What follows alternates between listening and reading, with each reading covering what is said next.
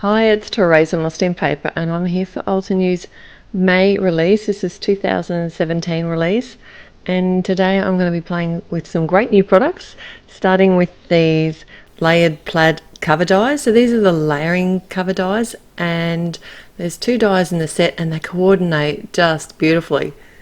So what I've done here is I've grabbed a few of the Altenew card stocks, and just trying to work out which colours that I want to use.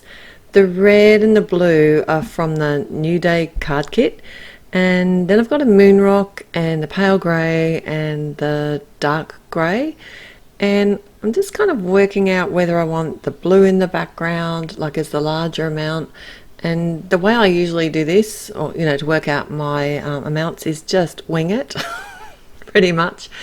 But I'm kind of just having a little look at how the colours look together in portions, if that makes sense. So I'm working out if I have a small bit of the grey and a small bit of the blue and a large piece of the moon rock or the pale grey, I think that that's going to work. And I just worked that out by laying these on top of each other and moving them around for a while. So then I've run both the dies, the A and the B cover die, through my die cutting machine. I did hold them in place with just a little bit of low tack tape, and then I can just remove all the pieces. I've got one of those tools that you scrub out the pieces, and I actually don't mind this tool at all. I thought it was not going to be something that I would use, but yeah, I am. I'm using it a lot and I like it. And how did you like that red? Didn't that look awesome behind? Even though I decided not to use the red, I still think it looked amazing behind it. And the best thing about these dies is that they are reversible. So you can either have the more solid die cut on top or the lighter one on top. Right, so now it's time to colour up my image, which is going to go on the card front. And I've chosen one of the cats, and this is a new stamp release from this release here in May, and it's called Modern Cats, and it is a layering stamp set as well. So I'm using the greys again today. This is I'm a bit addicted to these greys. I'm sorry, they're in every card. This is the limestone I've used as the base of the cat, and then I'm coming in with the industrial diamond for the highlights. Like this is there's actually 3 stamps to this particular cat. So for the face and the highlights on the tail, and then I'm using some Prismacolor pencils to add just some really light shading, because I can. I couldn't leave well enough alone, and I just think it's all these small details that can really make your card. So do you find that you always colour your animals the colour of your animals? I always do that. So this is actually the colours of, she didn't have such dark tail or feet or anything, but I had a lilac Burmese for many, many years, and she's not with us anymore, but 18 years we had her in our lives, which is just amazing. So that's why I use the limestone colour. It reminds me of the colour of her, and I just thought, well, it's going to look really pretty in those colours, and it's easier than the tabby cat that I've got now to colour. Anyway, so I thought I have got a little photo of her to share with you here. This was taken when we were living over in Guernsey. Yes, she's a well-travelled cat. She came with us and lived overseas for a couple of years. She was amazing. All right, so focus back onto the card now.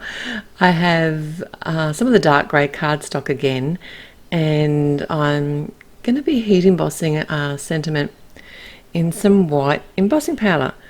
And here's one of the best things about this release is Altenew are releasing their own embossing powders. I can't even speak today. And this white is really, really white. You know how some embossing powders kind of have that sort of vanilla tinge almost?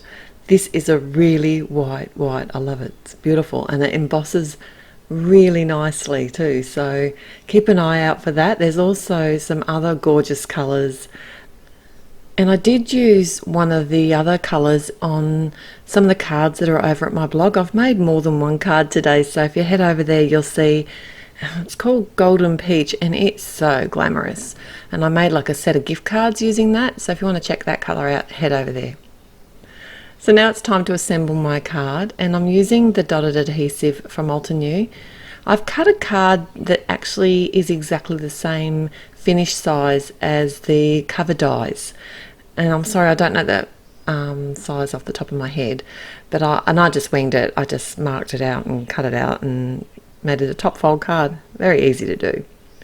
And I have used the Altenew adhesive on the die cut as well. And the best thing about the dotted adhesive is it's only going to stick where you lay it down. And then I could come in with my matte medium, and I'm trying not to add too much. I'm just dotting it on the thinner parts of the die cut. And then I can just layer these on top of each other on my card. And I didn't want to add too much bulk, so I didn't add any fun foam or anything like that. But you actually could do that pretty easily with these die cuts. There's so many things that you can do. You could make them a shaker. I reckon they'd be a really fun shaker. Also the portions that were die cut out when I actually released all those, I looked at them and thought these would make a really great sort of mosaic kind of design on a card. They are such a fun cover die, layering cover die. I can't believe no one's thought of this before. Awesome, Altenew, well done. And then all that was left to do was just to pop up my little cat and sentiment, and that's it for my card today. Head back to my blog because there is some giveaways if you're here in May 2017. Can't believe it's May. And I'll look forward to seeing you there. Till next time, happy paper crafting. Bye.